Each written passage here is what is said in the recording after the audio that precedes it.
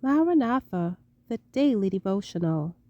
The reading for today, June 23rd, is entitled Labor Unions and Trusts. James 5, verse 7. Be patient, therefore, brethren, unto the coming of the Lord.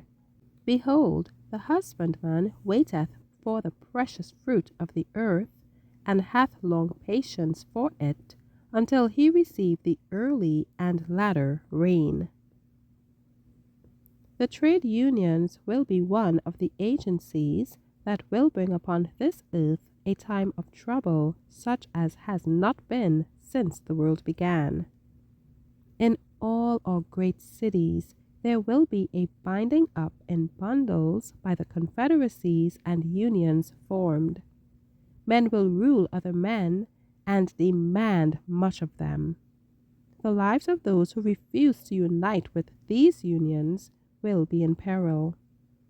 The work of the people of God is to prepare for the events of the future, which will soon come upon them with blinding force. In the world, gigantic monopolies will be formed. Men will bind themselves together in unions that will wrap them in the folds of the enemy. A few men will combine to grasp all the means to be obtained in certain lines of business. Trade unions will be formed, and those who refuse to join these unions will be marked men. These unions are one of the signs of the last days. Men are binding up in bundles ready to be burned. They may be church members, but while they belong to these unions, they cannot possibly keep the commandments of God, and to belong to these unions means to disregard the entire Decalogue.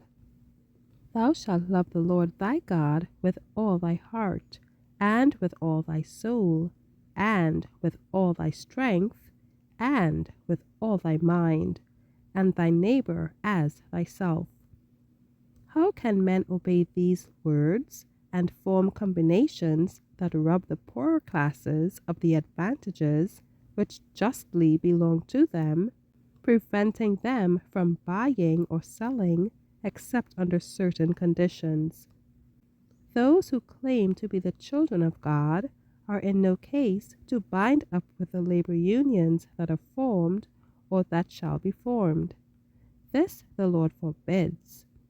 Cannot those who study the prophecies see and understand what is before us?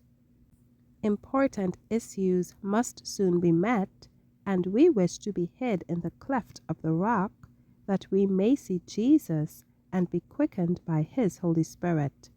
We have no time to lose, not a moment. Thank you for listening.